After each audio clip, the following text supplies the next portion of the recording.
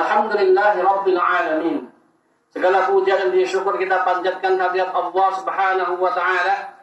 Alhamdulillah pada siang Jumat kali ini, meskipun kita adalah orang-orang yang sering sekali, kerap sekali memproduksi dosa dan kemaksiatan pada Allah Subhanahu wa taala, namun sampai dengan siang Jumat kali ini Allah masih menitipkan pada kita jutaan kenikmatan yang jelas kita tidak bisa mengejanya satu demi satu. Kita mungkin sering mendengar adanya berita-berita tentang kematian. Namun alhamdulillah, hal itu bukan mengenai pada kita. Itu artinya adalah bahwa Allah Subhanahu wa taala masih memberikan pada kita kesempatan untuk memperbaiki diri. Salawat beriring salam senantiasa kita aturkan ke panutan Rasulullah sallallahu alaihi wasallam. Pesan-pesan selanjutnya adalah khatib berwasiat dari khatib sendiri. Marilah kita sama-sama meningkatkan kualitas keimanan dan ketakwaan kita kepada Allah Subhanahu wa taala.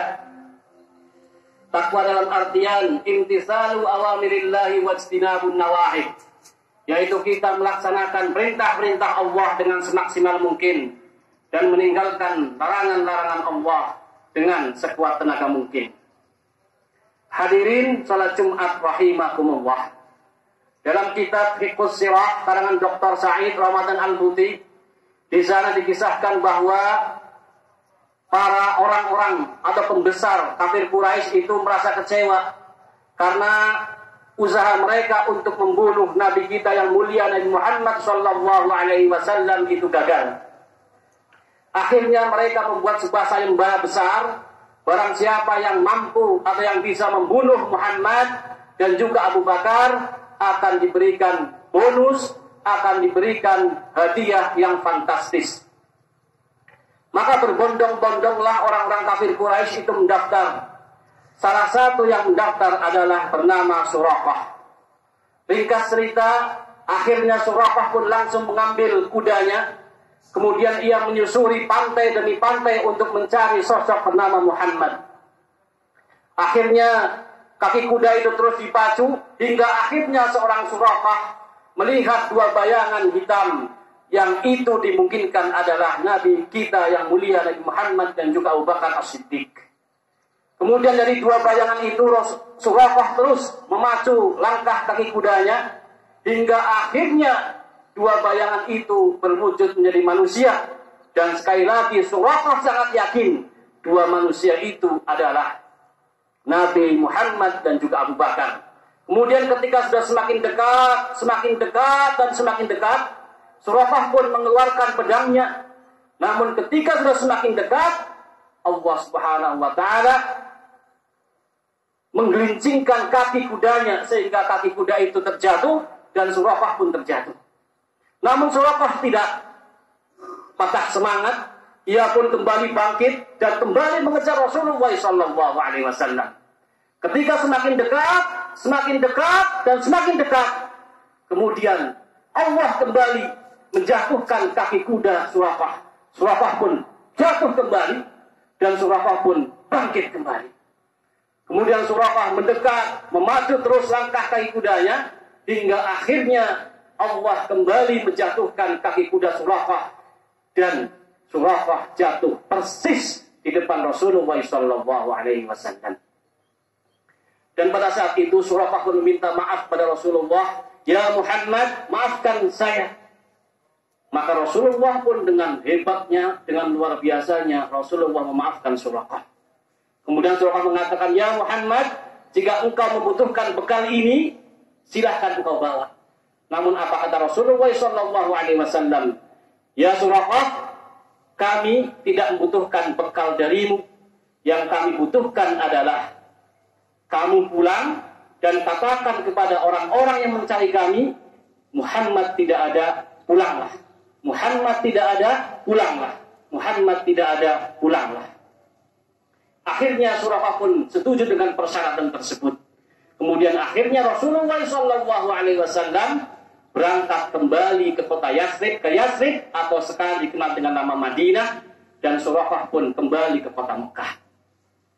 Dan ketika di tengah perjalanan, Suraqah berjumpa dengan beberapa orang-orang kafir Quraisy yang berniat untuk membunuh Rasulullah sallallahu alaihi wasallam. Apa kata Suraqah? Tidak ada Muhammad, pulanglah. Tidak ada Muhammad, pulanglah. Tidak ada Muhammad, pulanglah. Hingga akhirnya Rasulullah sallallahu alaihi wasallam bersama Abu Bakar As-Siddiq itu selamat tiba di kota Madinah. Lantas apa yang dilakukan oleh Rasulullah sallallahu alaihi wasallam ketika sampai di Madinah? Ketika sampai di Madinah, maka Rasulullah sallallahu alaihi wasallam yang pertama adalah mendirikan masjid. Kemudian yang kedua adalah mempersatukan atau mempersaudarakan kaum Ansar dan kaum Muhajirin. Dari kisah dan peristiwa ini kita bisa mengambil berbagai macam ibrah, berbagai macam pelajaran-pelajaran yang sangat luar biasa para hadirin jamaah yang Allah muliakan. Yang pertama adalah adanya kekuatan memaafkan.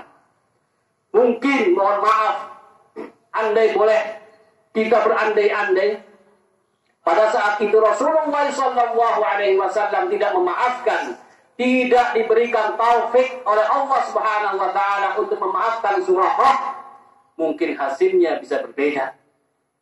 Namun Allah Subhanahu wa Ta'ala memberikan taufik kepada Rasulullah SAW untuk memaafkan Suraqah yang padahal mau membunuhnya. Ini menjadi warning, menjadi peringatan bagi para da'i, para mubaligh, para asatidz, para kiai. Karena banyak di antara mereka itu tidak sabar dalam menghadapi objek dakwahnya. Sehingga baru 1-2 hari langsung di-judge bahwa si A atau calon objek dakwah itu tidak bisa menerima kebaikan. Padahal Rasulullah SAW yang akan membunuhnya saja diberikan maaf. Untuk itu sekali lagi, terkait dengan maaf ini adalah sesuatu yang sangat luar biasa. Bahkan kata Profesor Dr. Quraisy Shihab, tidak ditemukan satu ayat pun dalam Al-Quran yang memerintahkan untuk meminta maaf. Adanya adalah memaafkan. Jadi kata Profesor Dr. Quraisy Shihab dalam pembahasan Al-Quran, dia mengatakan seperti itu. Tidak ditemukan satu ayat pun dalam Al-Quran yang memerintahkan untuk meminta maaf. Adanya adalah memaafkan. Terkait dengan memaafkan ini juga sangat penting dan hasilnya sebagaimana yang dilakukan oleh Rasulullah SAW, yaitu mampu membangun kota Madinah dengan luar biasa, dan hari ini Islam menjadi agama yang sangat luar biasa di dunia.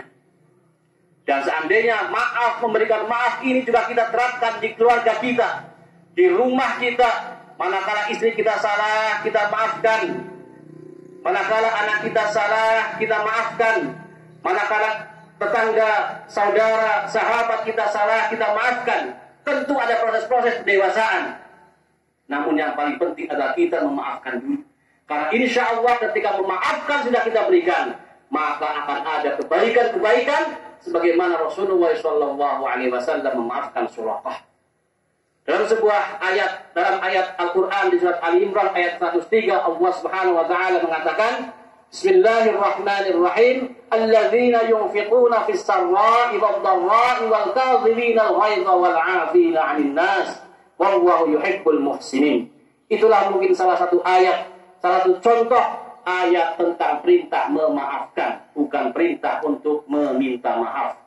Bahwa Allah itu, bahwa ciri-ciri orang yang bertakwa adalah alladzina yunfiquna fis sarra'i wad dharra', yaitu orang-orang yang senantiasa berinfak dalam keadaan lapang maupun sempit, orang-orang yang mampu menahan amarahnya, dan orang-orang yang memaafkan kesalahan orang lain. Kemudian yang kedua, ibrah dari kisah dan peristiwa Rasulullah SAW adalah mendirikan masjid, membangun masjid. Itu artinya Rasulullah SAW sedang memberikan sinyal kepada kita semuanya yang hari ini hadir, yang hari ini mengaku sebagai kaum orang Islam dan kaum beriman, bahwa fondasi pertama kita, tempat pertama kita, tautan hati pertama kita adalah masjid. Dan Rasulullah sedang memberikan sinyal untuk bisa mendirikan negara yang baik, lingkungan yang baik, maka dibutuhkan para pejabat, para pemimpin dan juga rakyat yang dekat dengan Allah Subhanahu wa Ta'ala. Hari ini menjadi problem kita. Mohon maaf, banyak sekali pejabat-pejabat kita, pemimpin-pemimpin kita masih jauh dari Allah Subhanahu wa Ta'ala. Mungkin dia KTP-nya Islam, namun mohon maaf jarang sholat, tidak bisa tilawah dan lain sebagainya. Pun begitu diparah dengan rakyatnya yang jauh dari masjid, tidak dekat dengan Allah Subhanahu wa Ta'ala. Rakyatnya terlalu sibuk mencari penghasilan. Ada yang sebagai PNS, ada yang sebagai karyawan, ada yang sebagai buruh, ada yang sebagai petani, nelayan dan lain sebagainya, yang kerap sekali meninggalkan Allah dan tidak mendekat pada Allah Subhanahu wa Ta'ala. Ini menjadi permasalahan pertama kenapa mungkin kita hari ini masih terseok-seok, karena kita tidak mengikuti apa yang dilakukan oleh Rasulullah Sallallahu Alaihi Wasallam. Dan terkait dengan masjid ini, maka setidaknya orang-orang yang mencoba, walaupun kita adalah orang-orang yang begitu banyak dosa, kita terus mencoba untuk memperbaiki diri, mendekat kepada Allah Subhanahu Wa Taala dengan memakmurkan masjid. Memakmurkan masjid itu setidaknya ada dua. Yang pertama adalah ikut berkontribusi dalam pembangunan fisiknya, mempercantik fisiknya. Dan yang lebih penting adalah ikut berkontribusi untuk memakmurkan masjid dengan melakukan ibadah-ibadah di dalamnya. Bisa sholat, bisa tilawah, bisa masjid, bisa tabligh akbar, bisa zikir dan lain sebagainya. Sehingga itu adalah bagian kita untuk mendekatkan diri kepada Allah Subhanahu wa Ta'ala. Ada sebuah hadis yang sangat luar biasa bagi kita.